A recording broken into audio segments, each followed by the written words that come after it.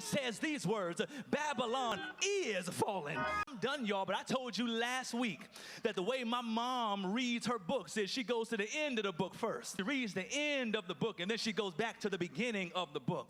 So that as she reads through the trouble in the beginning, she's ever reminded of the triumph at the end of the story. When she reads about the heartache and the difficulty in the middle of the story, she can remember the victory that's hers at the end of the story.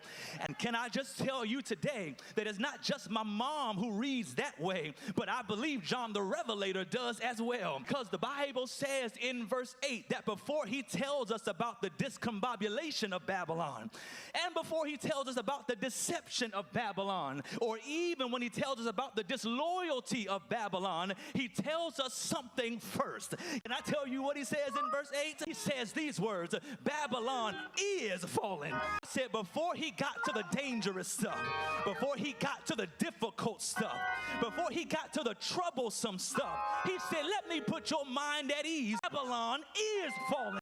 You gonna lose in the end. You can't have my life because Babylon is gonna fall. And when I walk out of church today, I'm walking out of here screaming at the top of my lungs, victory is mine.